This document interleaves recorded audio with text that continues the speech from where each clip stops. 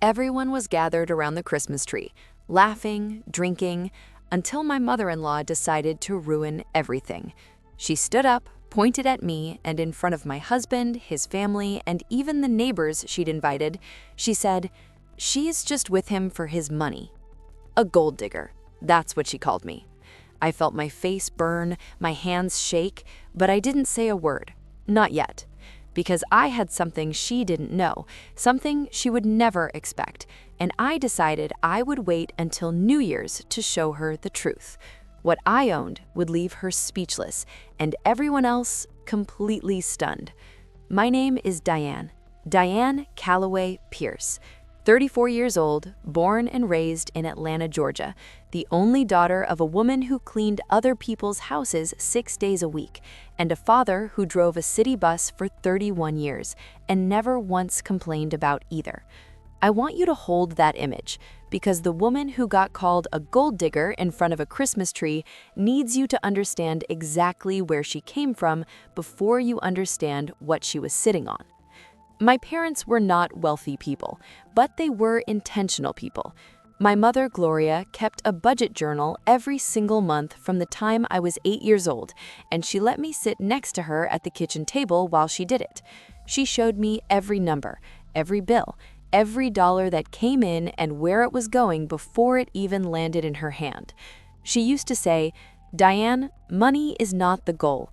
Understanding money is the goal. Because you can lose money and make it back, but if you never understood it in the first place, you were never really in control." My father was quieter about it, but every Saturday morning he drove me to the library, and while I checked out books, he sat in the periodicals section and read financial newspapers. He had an investment account he had opened with $40 in 1987 and added to quietly and consistently for decades. He never talked about it at dinner parties. He never mentioned it to neighbors. It just existed, quietly, doing what consistent, patient money does when you leave it alone and let it grow. These were my parents. This was my education. By the time I was 22 and out of Georgia State University with a degree in finance, I was not starting from zero. I was starting from a foundation that had been built across a kitchen table with a budget journal and a $40 investment account, and two people who understood something that most people never learn. Wealth is not about how much you make. It is about what you do with what you make. And I had been doing something with everything I made since the very first paycheck I ever received. I took a position at a financial advisory firm in Atlanta straight out of college, junior analyst, long hours, modest starting salary, the kind of job where you learn more in the first year than you learned in 4 years of school, because real money, people's actual money, their fears and their dreams and their retirement, has a weight that textbooks cannot replicate. I was good at it, not in a flashy way, in the way my mother had taught me, quietly, consistently, with more attention paid to the fundamentals than to the performance. I got promoted in 18 months.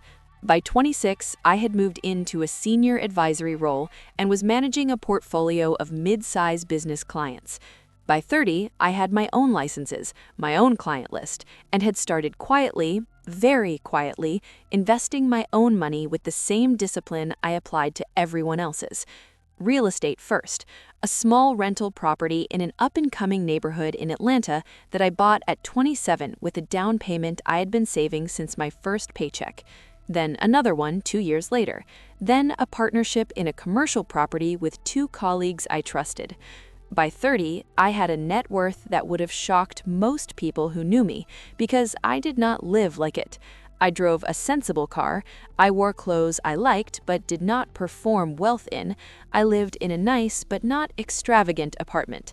I was not hiding what I had, I was just protecting it from becoming a personality, because I had watched enough people in my career confuse net worth with identity, and I had seen how badly that ended. I was 31 when I met James. James Pierce was introduced to me at a work conference in Nashville. He was in commercial real estate development, tall, easy to talk to, the kind of man who asked questions and actually listened to the answers. We talked for 2 hours at a networking dinner, and by the end of it, I had forgotten we were at a work event. He called me 3 days later. We dated for 8 months before anything got serious. I was careful, not because I didn't like him, but because I had always been careful about everything. Careful was not a personality flaw. Careful was the reason I had what I had at 31. What I learned about James over those 8 months was this: he was genuine. He was not performing anything. He was a man who worked hard, loved his family fiercely, was honest about his flaws, and had a way of making me feel like the most interesting person in any room we walked into together. He was also, and this matters to the story, not nearly as wealthy as his mother believed he was. James did well. He had a good income, a solid career, a nice home in Nashville he had bought 3 years before we met, but James's mother, Patricia, had constructed a story in her head about his son that bore very little resemblance to his actual financial situation.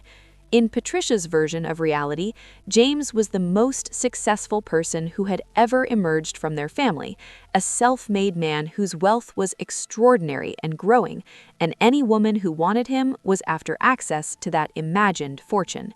She'd decided this about every woman James had ever brought home. She decided it about me before I walked through her door. I met Patricia Pierce for the first time at a family dinner 6 months into dating James. She opened the door, looked at me from my shoes to my face in a single sweep, smiled with her mouth only, and said, "So you're the one James has been keeping to himself." Something in her tone said, "We'll see about you." I smiled back, warm, open, the way my mother taught me to meet every room. Over dinner, Patricia asked me questions that were dressed as curiosity, but were structured as assessments. What did I do? Where did I grow up? Where did my parents work? Did I own or rent? What kind of car did I drive? I answered everything honestly and pleasantly, and I watched her file each answer away and make quiet conclusions that she kept behind her smile. James squeezed my hand under the table at one point. He knew. He had warned me before we arrived. My mother is protective. She'll warm up. Just give her time. I gave her time. 14 months of time. She never warmed up.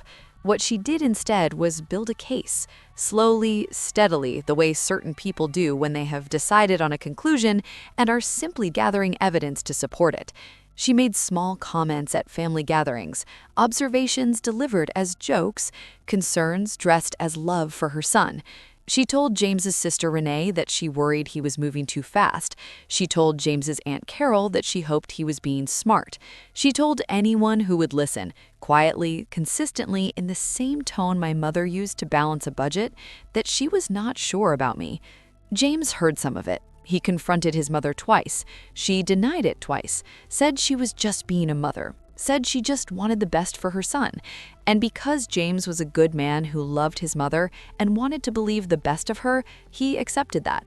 I accepted it too, because I had nothing to prove. That was the thing Patricia never understood about me. I had nothing to prove to her or to anyone. What I had built. What I owned. What I knew about money and patience and the slow, quiet power of consistency, nobody's opinion of me could touch any of it. So I was patient. I was warm. I showed up at every family event and brought something thoughtful and asked about people's lives and laughed at the right moments and was exactly who I actually was. And I waited. Not for revenge, just patiently for the truth to become visible in its own time. I did not know the truth was going to be forced out on Christmas Day. James and I got married in September of that year. Small ceremony, intimate. The people we actually loved in a beautiful venue outside Nashville with string lights and real flowers, and my mother crying happy tears in the front row wearing a yellow dress she had bought specifically because I told her yellow was my favorite color on her. Patricia sat in the second row and smiled the entire time. The kind of smile that sits on the surface of a face without going anywhere deeper. The honeymoon was 2 weeks in Portugal. When we came back, we moved into a house we had chosen together, a house in a neighborhood we both loved, purchased with a down payment that I want to tell you about, but I'm going to save for the right moment in this story. What I will tell you is this: the mortgage was in my name. James knew why. We had talked about it. We had talked about everything, including what I had, what he had, and what we were building together. James was not a man who was threatened by a wife who had her own. He was proud of it. He used to say, "I didn't marry someone to take care of. I married a partner." That is who James Pierce was. Patricia did not know about the mortgage. Patricia did not know about a lot of things. And she was about to stand up at Christmas and make that ignorance very, very public.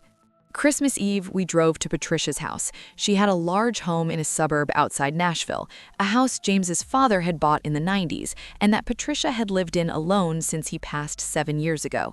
She decorated it fully every Christmas. Wreath on the door, tree in the front window, the whole presentation. This year, she had also invited the neighbors, the Hendersons from next door, the O'Far family from across the street, 2 couples from her church, plus the full family. James's sister Renee and her husband, James's uncle Gerald, his aunt Carol, 2 cousins and their partners. 22 people in that living room. A fire going, Christmas music playing, food that Patricia had been cooking for 2 days spread across every surface in the kitchen. It looked like the kind of Christmas that belongs in a photograph. It felt, from the moment we walked in, like something was coiled underneath the warmth. I noticed Patricia watching me across the room more than once, not obviously, the way a person watches something they have been thinking about. James was talking to his uncle Gerald near the fireplace. I was helping Renee slice pie in the kitchen. Renee leaned close to me at one point and said quietly, "She's been in a mood all day. I don't know what it is. Just stay close to James tonight, okay?" I looked at Renee. She looked at me with an expression that said she knew more than she was saying. I nodded. We brought the pie out. Everyone gathered in the living room. Someone made a toast, glasses went up, the room felt full and warm and genuinely joyful in the way only a room full of people who love each other can feel. And then Patricia stood up. She didn't rush it. That is the thing I remember most clearly. She didn't stand up hot and impulsive. She stood up deliberately, like someone who had been waiting for the room to reach exactly the right temperature. She held her wine glass. She looked around at everyone gathered, and then she looked at me. And she said, in a voice loud enough that the music didn't cover it, clear enough that every person in that room heard every syllable, "I just want to say something, because I am this family's mother, and I have kept quiet for long enough, and I think it needs to be said." The room went still. James turned from his conversation with Gerald.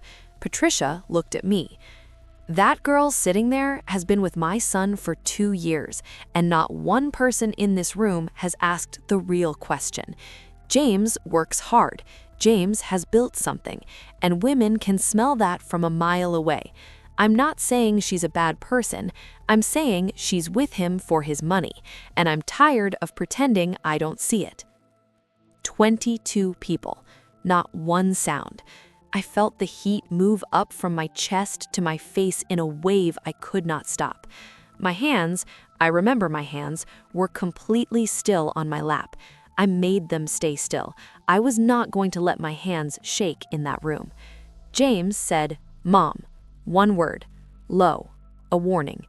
Patricia said, "James, I'm your mother and I love you and someone has to." "Mom, stop." But the room had already heard it. The neighbors, the church couples, Aunt Carol, the cousins, Renee with her hand over her mouth across the room. Everyone had heard it. Gold digger. That was what she had called me, in front of everyone she knew and everyone I was supposed to belong to now. And I sat there and I made a decision, not in anger, in absolute crystalline calm. I was not going to respond tonight. I was going to let Patricia have this moment, let it sit in the room, let every person present hold it in their memory. Because in 7 days, it was going to be New Year's Eve, and I was going to let the truth speak in a way that no argument, no defense, no amount of telling her she was wrong could ever match. I smiled, gently, at Patricia, and I said, "It's Christmas. Let's not do this tonight." And I picked up my glass and I took a sip. The drive home that night was quiet for the first 10 minutes. James had his hands on the wheel, and his jaw set in the way it gets when he is processing something too large for immediate words. Then he said, "I am so sorry. What she did was unacceptable, and I am going to deal with it." I said, "I know." James, James, I need you to trust me. Don't call her tonight. Don't have the conversation yet. Give me until New Year's. He looked at me briefly. "What are you planning?" I said, something she should have known before she opened her mouth. He was quiet for a moment. Then he nodded. "Okay," he said, "I trust you." The week between Christmas and New Year's I spent very deliberately. I called my accountant David on the 26th. I called my real estate attorney Sandra on the 27th. I made sure every document I needed was organized, current, and presentable. I also made a phone call to Renee. Renee was James's sister and the one person in that family who had always been genuinely kind to me. Not performed kindness, real kindness. I told her I wanted to do something on New Year's Eve. I asked if she could make sure the family was there, all of them. Renee was quiet for a moment. Then she said, "Diane, what do you have?" I said, "Renee, just make sure they're there." She laughed, short and surprised. "Oh," she said. "Oh, this is going to be something." New Year's Eve. Patricia hosted again because Patricia always hosted. It was her house, her tradition, her domain. The same people, the Hendersons, the O'Coffers, the church couples, family. Everyone who had been in that room on Christmas was in this room tonight. I had dressed carefully, not extravagantly, a deep green dress that I had owned for 2 years and loved, simple jewelry, my hair the way I wore it when I felt most like myself. I was not performing wealth, I was not costuming anything. I was just ready. James knew what was coming. He stayed close to me all evening. At one point, he took my hand and held it and didn't let go. The evening moved along. Food, drinks, conversation, the television counting down in the background. Patricia moved through her house the way she always did, hosting, presiding, warm to everyone. She was pleasant to me, careful, the way a person is careful after they have done something they know was too far and are not sure what the response is going to be. Around 11:15, I stood up. The room didn't go fully quiet immediately. I waited. James was next to me. Renee caught my eye from across the room and gave me the smallest nod. Gradually, people noticed. The conversation softened, faces turned. Patricia, from her chair near the fireplace, went very still. I said, "I want to say something before midnight, and I want to say it here in front of everyone because something was said in this room on Christmas in front of everyone, and I think the response deserves the same audience." The room was completely quiet now. A week ago, I was called a gold digger at this gathering, in this room, by someone who believed that the only reason a woman like me could love a man like James is because of what he has. I looked at Patricia. She held my gaze. So I want to share some things, not to embarrass anyone, but because the truth, when it has been misrepresented, deserves to be corrected, publicly, the same way the lie was told. I opened the folder I had brought downstairs from James's office, where I had placed it earlier. I talked for 11 minutes. I know it was 11 minutes because Renee told me afterward she had been watching the clock on the mantel the entire time.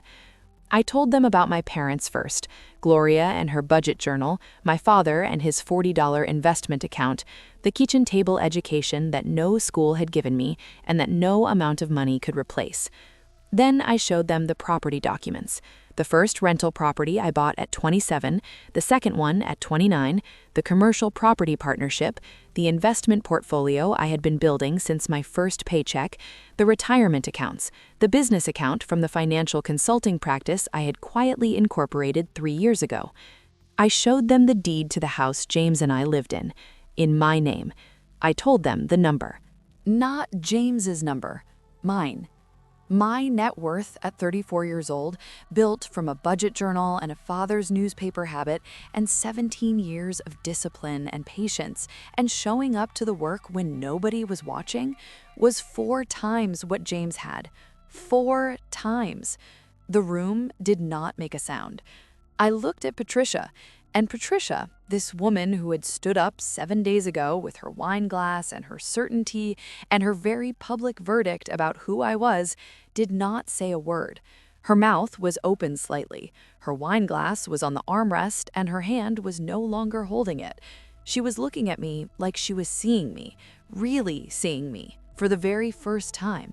And I said, gently, without cruelty, because I had not done this to humiliate her, I didn't marry James for his money, Patricia. James married me for mine. Someone in the room, I think it was Uncle Gerald, let out a sound that was halfway between a laugh and a gasp. Renee put her hand over her mouth. The Henderson woman from next door said, audibly, "Lord have mercy." And James, my husband, standing right next to me, squeezed my hand so hard I felt it in my shoulder, and he was smiling. The countdown happened 11 minutes later. 10, 9, 8. The room had not fully recovered. You could feel it, this charged, restructured energy where everyone was recalibrating. Every assumption that had been sitting comfortably in that room about who I was and what I brought to James's life was being quietly, rapidly dismantled.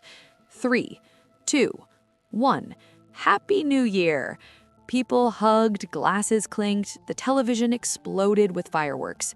James pulled me close and said into my ear, "I have never been more proud of anyone in my entire life."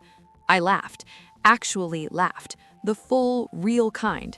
Patricia found me in the kitchen 20 minutes after midnight. I was alone for a moment, refilling my water glass, and she came in and stood near the doorway, and for a long moment, neither of us said anything. Then she said, "I didn't know." I said, "I know you didn't.